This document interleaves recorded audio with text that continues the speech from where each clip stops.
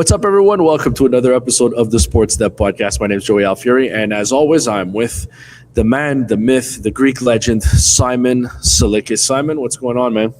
What's going on, Joe? How's everything going over there?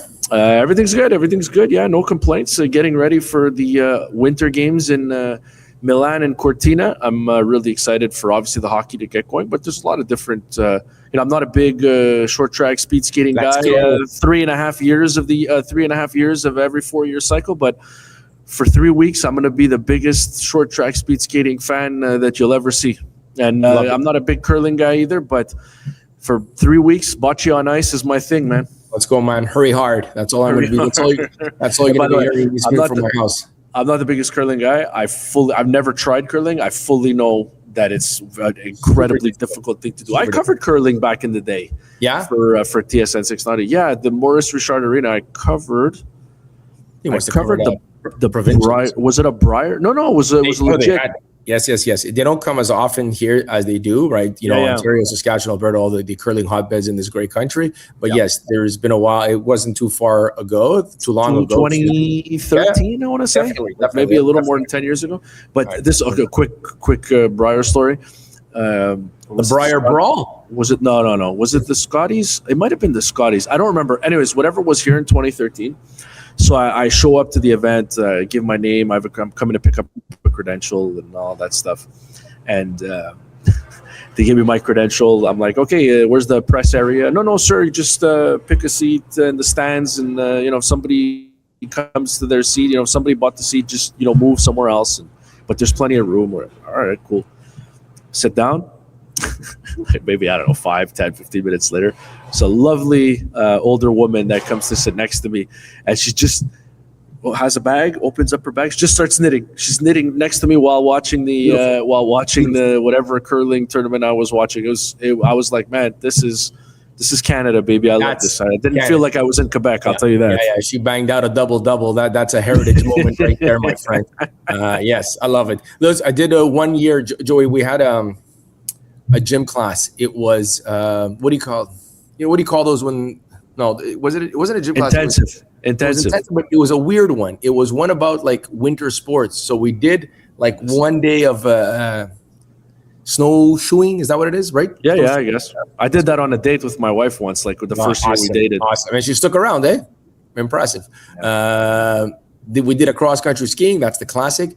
And we went 1 day somewhere in the West Island to curling. So you started out as a joke, right? Because you're like, this is easy. You're going to take this rock, you're going to throw it down there, and eventually it's going to stop. No chance. So, guys, you're in CJEP, right? We're pretty much adults. Many people ultra competitive like myself when it comes to sports.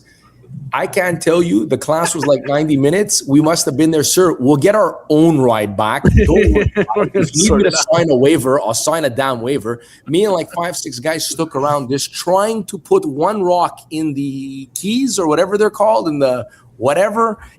forget about the button. We could, oh man, it was so difficult.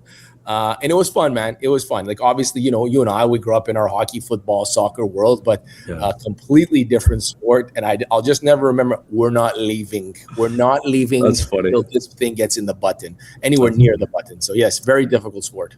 Good for you. It is a very difficult sport. All right. It's the Sports Dép Podcast. We talk curling, clearly, but we also talk Montreal Canadiens. And there's one game to go here before the Olympic break, Simon. The Canadiens get Winnipeg on Wednesday. It's funny. Producer Sam and I had an opportunity. I don't know if it was Sam's first time, but it was my first time going to the building in Winnipeg late October. They played the Calgary Flames.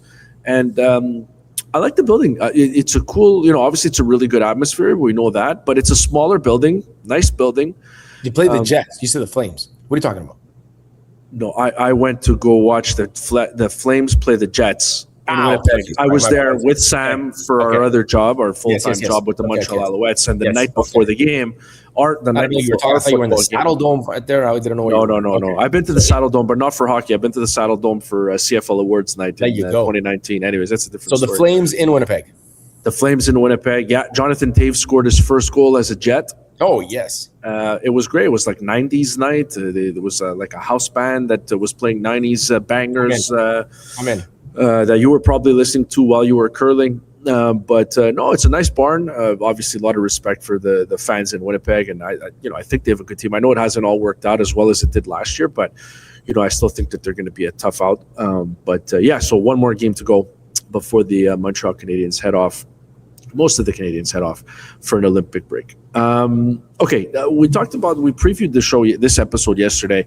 I told you, I said, hey, Simon, there's been some news about Robert Thomas, just underwent a procedure, and he's going to be out through the Olympic break, obviously, so that it was all timed out. It was just a little cleanup from what I understand. I believe it was the knee, but he's going to be good to go, should be good to go coming out of the Olympic break, according to Elliotte Friedman, or just after. And Elliotte Friedman, I think I saw where he talked about it on headlines on Saturday night on HockeyNet in Canada, and mentioned that, for what the Blues want for Robert Thomas, the Blues sitting last in the Central, what they want for Robert Thomas, very few teams can deliver. It's not going to be an easy trade to make. The guy's a point-a-game player back-to-back years.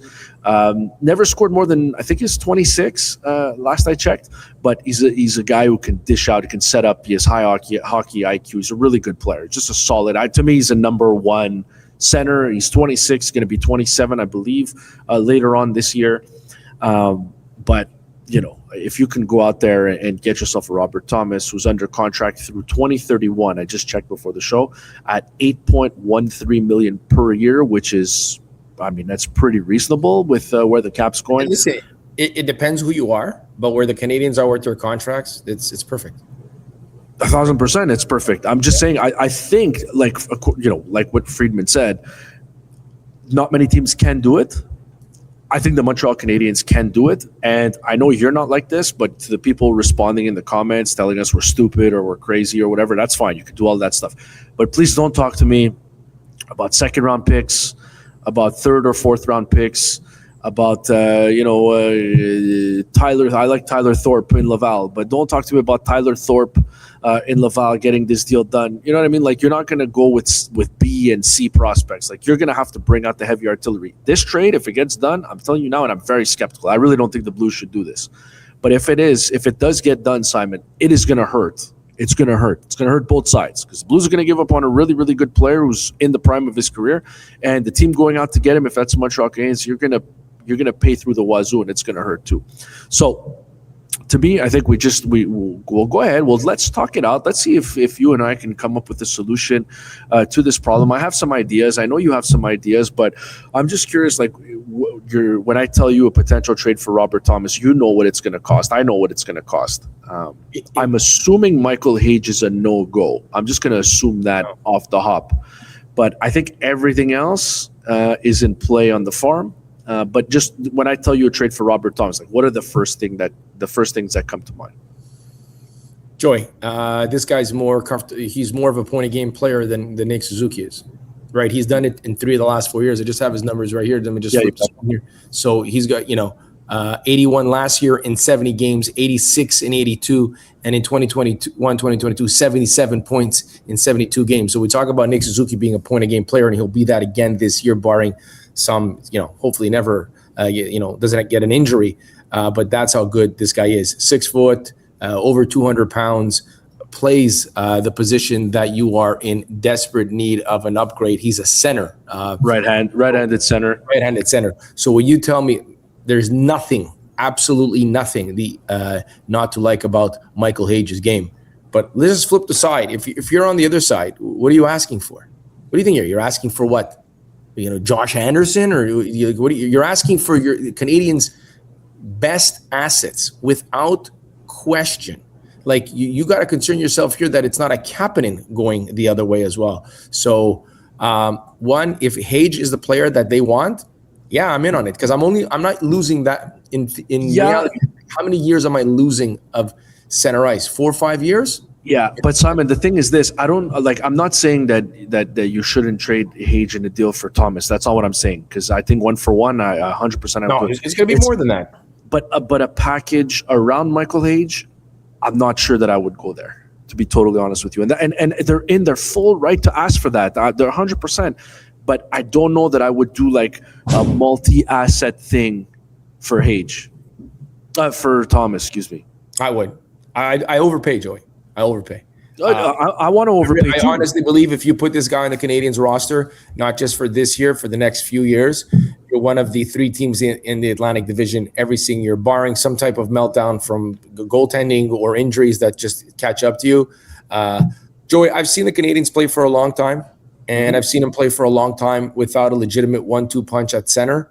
And you kind of wait for those seasons where Thomas Plekanec gets it all together and David Desharnais, and you make this little run, and that's it. I've seen life in the last 5-6 years with one legitimate first-line center, and that's Nick Suzuki, and life is good. Yeah. Now, if you tell me to double down and I go with a 1-2 punch of Suzuki and Thomas, and if it costs me what I believe is the Canadiens prospect, and I'm willing to go plus, and I say this nicely, I don't care for first-round picks in the late 20s. I don't, Joey. This team is ready to go now. That pick that I'm going to get at 26, 27, and is going to play out itself out in 2029, 29, 30, don't care for that player to develop. This is not where they're at. St. Louis should be, stockpiling those draft picks. Simon, I was looking at the roster. Like, okay, Kyrou and Thomas are 27 and 26, okay? Buchnevich is 30. Braden Shen is 34. Pius Suter is 29. Nick Bjugstad is 33. Oscar Sundqvist is 31. Robbie Fabry, okay, he's on a 2-way, but whatever, he's 30. On defense, they've got a good defense, but like Justin Falk is 33. Torrey Krug is injured, he's on 30, he's 34. Colton Parayko is 32. Cam Fowler is 34. You know what I mean? Like, it's like they're old. And then you look in net, and they've got Joel Hofer, obviously, who's 25, but man, they've got Jordan Binnington, who's 32. Like, there's a lot of 30 pluses there, and there's a lot of assets. They're in last place. Yeah, they're in last place. But if you start making Thomas available and Parayko, 1,000%. Yeah, there is light at the end of the tunnel, but they need to sell. But for me, I just like this Habs team too much. I just think they're good, and they are, I think, a piece away from being 1 or 2 the best team in the Eastern Conference. I don't feel, I'm not a member of the Canadiens, but I would not feel overly threatened in a 7-game series against the Panthers, against the Islanders, or against the Penguins, whoever comes out of the Metropolitan. The big beast is probably your first-round matchup against Detroit or Buffalo or whoever. You got to get better there. And then the next matchup is if things hold serve, it's a Tampa Bay Lightning, and you need to get better there. So do I want to get better this year? Yeah, I think there's an opportunity there for 5, 6, 7 teams to have a legitimate chance to be in a Stanley Cup final. The Red Wings land Panarin. The Red Wings land Thomas. I'm not you're in a lot of trouble, but they just got a whole lot better.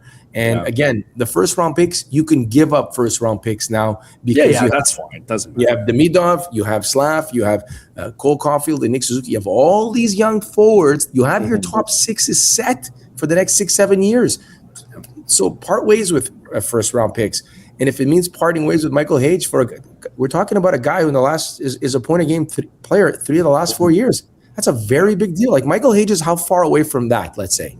At least a little bit. He's away. I'm not going to say a ways, but I'm going to say I don't even. But Simon, the thing is, I don't even know if he's going to be that. 100%. We don't know. I don't know. 100%. This is. I'm not going to. So you're willing to do a package with him? Oh yeah, 100%. Because I was thinking the first thing. It's second line center. Let's say knock on wood. Knock on wood, Joey. Yeah. The Iron Man of Iron Men, Nick Suzuki, goes down. That's an incredible vote. You're done. You're in a lot of trouble. But not done, but you're in trouble. But you have Thomas on your team. Yeah. You won't thrive, but maybe you survive the tweaked groin or whatever it is. So just getting better down the middle. You put Kapanen in that third line center spot where he is going to kill. I think Kapanen might have to go the other way, Simon. I think they're going to need some NHL ready body, 100%. And I'm fine with that. 100%. But I think they gave away Emil Heineman for Noah Dobson. Right? Good young player who's going to score 25 goals this year. And the return was for Noah Dobson. So when you want a good quality player, be prepared to give up a good quality player. So I am in on the Thomas thing, Joy. Okay, so Hage, yes. Kapanen, yes. Both? Yeah. First, you said you don't care. Give it a first. That's enough. It's enough. So it's a 2 for 1. Yeah. No, listen, do I have to give a first? Sure. I'm asking. We're building a trade. Yeah, give it. I need it. I want two center icemen who are point of game guys. Yes. Anything if it else? means giving up, Defense. I think that's enough. Yeah, I I ask can for- give up on the defense. If I ask for Adam Engstrom or Berjaka, one of those two, Yeah. No, I'd like Jack. I'd take Engstrom. I think he's an NHLer. I Joey, want Jacky though. I'm Doug Armstrong. I want Jacky. okay, it's not going to make or break the deal here, but my point is this: the Canadiens are set 1 through. Well, people want to believe it or not, and maybe Gooley is a guy that the St. Louis Blues might be interested in.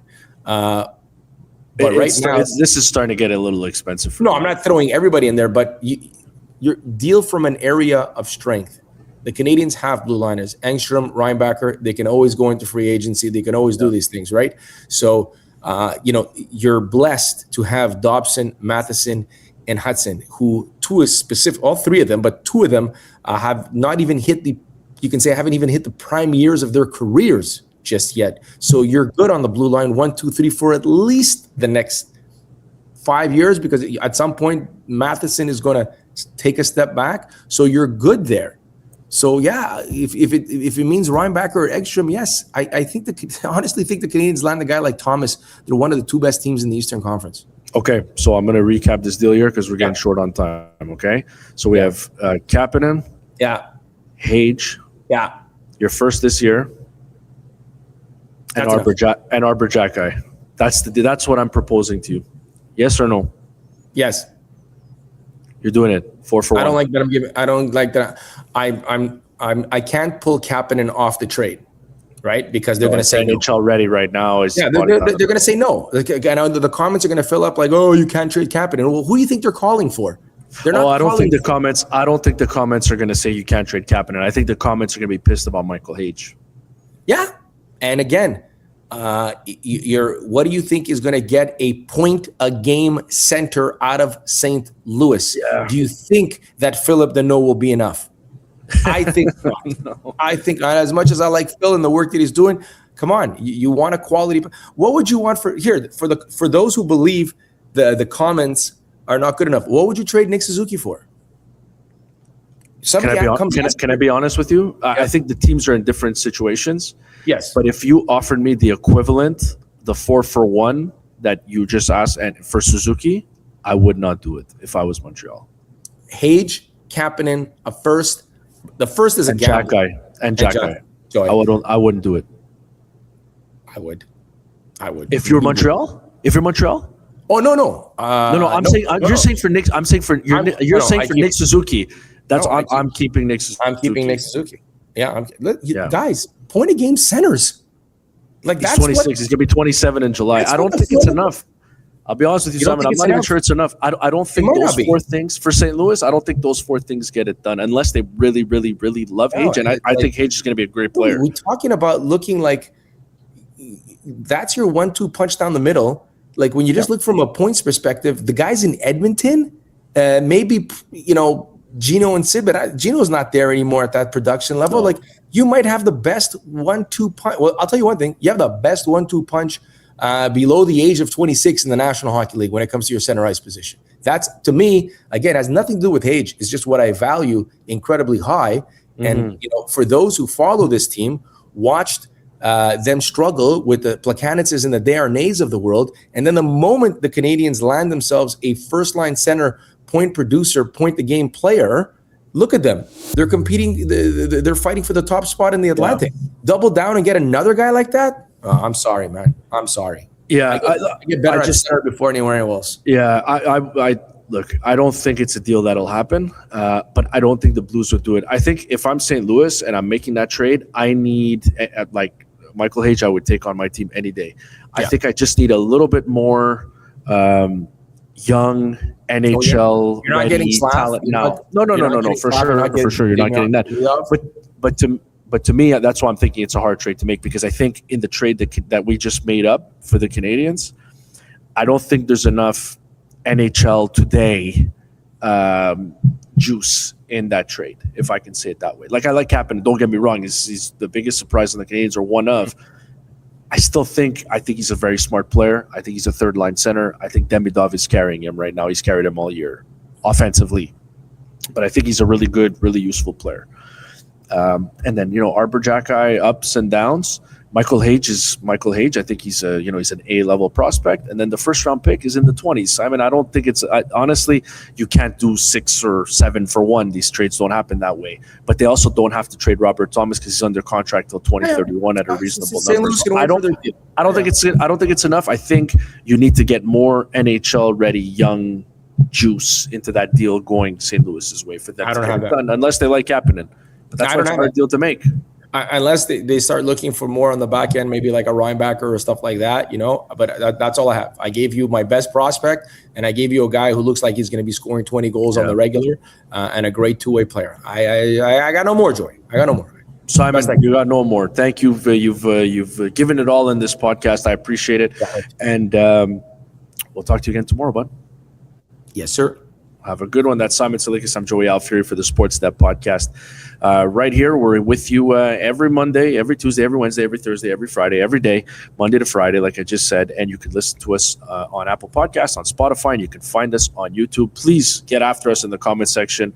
Let us know if you agree with our proposal. If you think it's enough for Doug Armstrong to say, yes, pull the trigger. And would you do it if you're the Montreal Canadiens? Let us know in the comment section. And subscribe while you're there. Leave a comment. Be nasty, but subscribe. If you do that, then we can take the nasty comments. So, behave yourself. Yes, sir. That's it for the Sports Dép Podcast. We'll talk to you guys tomorrow.